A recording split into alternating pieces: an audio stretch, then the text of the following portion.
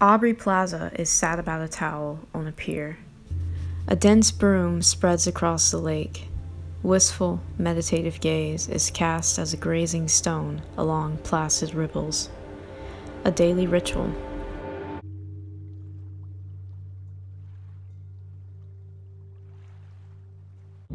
Dress in a monokini.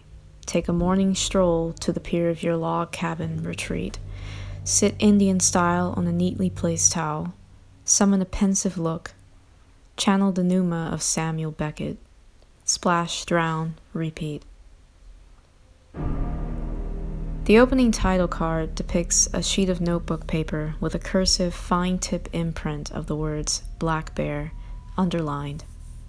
Shortly after, Aubrey's character is seen entering her personal quarters, approaching a desk with a book, notebook. Every rumination diffused through the mist is transliterated here. No definitive glimpse is revealed for what is written. Screenplay, novel, short story, flash fiction. It seems intentional. The camera pans to her, yet not enough to focus on the bleeding ink. However, as her gaze now penetrates through the window, we might deduce her brown study to be trained on the title card, from which the words are revealed. Part 1. The Bear in the Road. Cut to a later scene occurring in what appears to be the near past. Now, a car window is subject to her anti-male gaze. New characters are impressed. Aubrey's character, later addressed as Allison, is invited to lodge at a married couple's cabin. The mise-en-scene has become disoriented. The wife Blair, played by Sarah Gadon, expresses body language that hints at ambivalence with their guest's arrival. Expected an arrival, yet perhaps intimidated from the unexpected image of attraction. Subjective though it may be, a theme that is nuanced throughout the course of progression. After being settled into her room, lying in bed with eyes affixed to the ceiling, Allison's pier sequence is replayed. Again, no words are visible for the meager word count, only the same recurring act of underlining. The pier's significance begins to be made evident when the scene cuts to her, positioned twice more in the same precise arrangement, front obscured from view. However, something is patently different when focused on the background. A mist no longer shrouds the lake, instead replaced with clarity. Moreover, the camera reveals the visage of ataraxia, reflections of serenity conjuring the image of a still lake, accented by a rising sun on the horizon. Cheek dry of an errant tear, desiccated with attic salt, a smile stretches across the distance. It is unclear whether or not the shared events with these ancillary characters are a product of Allison's imagination. Many viewers may not intuit what is purported to be obvious. If the intent was thus, it successfully leaves the audience insensible. The entire sequence, juxtaposed to this recursive glance, may betray to the fact of Gabe and Blair being real only when interpreted within context of Allison's writing. By that very fact or act, revealing the protagonist's identity as a writer immediately evokes a sense of suspicion. How can we trust what is depicted as true when the character's profession is characterized by fabrication? Dinner is served. Intimate details shared. Amid the grade school icebreakers, Allison is confirmed as a film director/writer/actress. Gabe, a proclaimed chef, career musician, and male chauvinist. Hazy details and denigrating humor. Blair, conversely, is a professional wine pourer. I had one glass of wine on Wednesday. Yeah, it was 2 days ago. Here.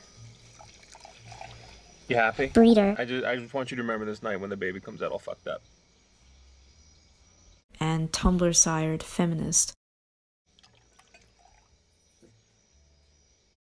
An entree of persiflage, seasoned with expired ambition, garnished with tensive despondency. Blair, the aspiring dancer. Gabe, the aspirational musician. Allison, innominate auteur. engaging with her brain-children in a hearty yet less than heart-warming feast preceding the lights, camera action, and dubious direction. If Vox Lux, the neon demon, and Black Swan were personified, there they would be, Picasso's three dancers engaged in a chilling love triangle at this fairy table. Three consenting adults and an endangered fetus are inebriated in a ghastly echo chamber of interior design. Deranging knotty pine wraps the base of the cabin as an indelible excrescence that no measure of bokeh can blur in optical disturbance. What's your point, Gabe? When blurring back into focus, switched and disoriented, Gabe commits infidelity with the Blair Witch Project, contrary to the first projection of inverse operation. After a quick Google search regarding the film's title, you'll find a convergence of interpretation for Black Bear's symbolism, aligning to self-reflection.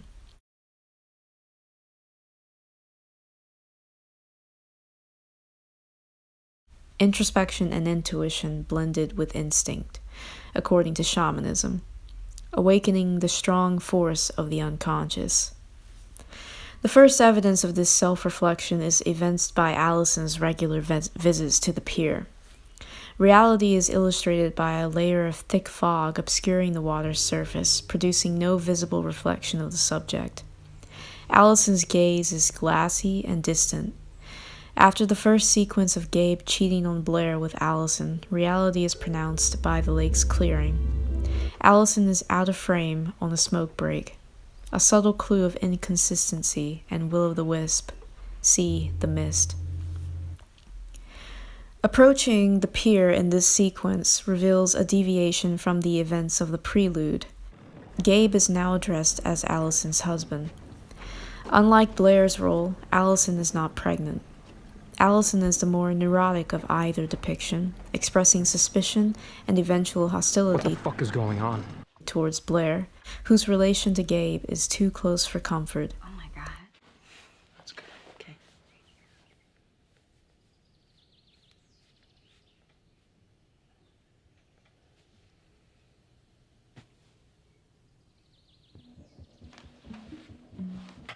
The unconscious identity of Allison as a film director and screenwriter is transitioned, see actualized, to Gabe.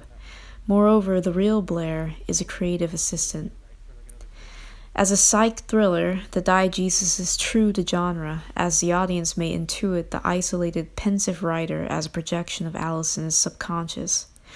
The real Allison is the paranoid, psychologically abused actress of Gabe's sadistic creation. As a method for extracting Allison's potential to give her best performance for the scene, he and Blair consort to the pretense of emotional sadism by provoking jealousy from Allison. I can't. What? It's what you do for a living. You don't think she knows what I'm up to? She knows it's helping her, trust me. We've been married for 6 years. I know, it's just I'm getting this vibe from her that feels really real, like she's actually gonna kill me. And don't you see how good that is for the last scene? It's fine. Oh God, actually. All for the purpose of channeling Allison's ability to portray the emotion necessary for her role. Black Bear is a familiar journey through the unconscious mind, where Allison's perspective as the actor is affected to expose the grueling reality of the film industry and what lengths must be endured to establish success. Again, the recurring sound/appearance of a black bear is employed as a device for distinguishing Allison's tangible confrontation from unconscious retreat, where control and stability is seized from a change in creative power. Of course, an alternative interpretation may be the obvious one. Allison is, in reality, the triple threat she claims to be at introduction, and the events unfolding after the title is written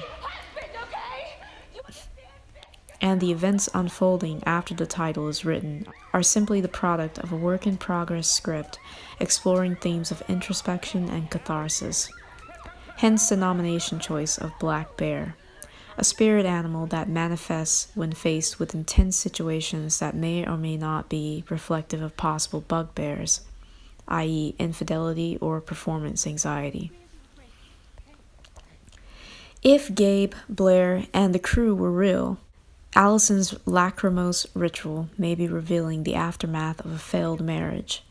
From this viewpoint, there is no ambiguity in chronology, nor questioning of verity for reality versus imagination, because the events are anachronistic. The beginning is what occurs in the present, and the events of the climax are derived from Allison's melancholy stare through the opaque wall of retrospection. Her penetrative gaze allows porous entry to the unresolved sibilation of past that besets and adumbrates from the other side. At the projected visual of Gabe cheating on Blair, the black bear, symbolic inception of a bugbear, is only heard but not seen. As the closing sequence approaches and roles are reversed, the bear is both heard and seen. The black bear is a fairly derivative motif for Allison being forced to confront her grim reality. Ostensibly, her cloistered presentation in the prologue signifies coping with the aftermath of possible separation or divorce, perhaps having never officiated the decision, if ever having discussed at length, as opposed to the easy option of withdrawing to sanative refuge, grasping closure with the modern stroke of quill and ink. Placing the title card for Act 1 as a transition restores continuity for Allison's revision. The recurring act of pure meditation followed by writing is Allison's progression of constant editing in the process of achieving a good story. Accordingly, her fourth wall break at the final frame is further reinforcement for the eponymous significance of a black bear, an elusive figure for the self-awareness demonstrated by her daily rumination. Ipso facto, the film is a love letter to cinephiles and media creatives expressing solidarity through the peckish pneuma of tortured artistry. Finally, a third simplistic view consists of basic character study. Allison is the archetypal writer who seeks inspiration from a secluded cabin retreat, lodging in a tamed wilderness, eluded by the blending of instinct, utilizing herself as a solipsistic tool of examination. An impenetrable, fathomless blanket of myth. An impenetrable, fathomless blanket of mist. The miasmic, anti-hygienic flatmate of writer's block. Doesn't that kind of contradict your entire life? What about your films? Don't you think they're feminist? I don't think about them one way or the other. You don't think about them? How can you make something if you never think about it? Sometimes when you're, making something, you're not I'm conscious. talking to her. Yeah, no. I think about it, but I don't, it's not like I have any really big ideas or anything when I'm making something. How can you make something if you don't have anything to say? I have something to say. I just think the movie is the only way to say it. It just seems a little solipsistic to me. Oh, I don't know what that means. What does that mean, that word? Self-involved. Oh, yeah, it is.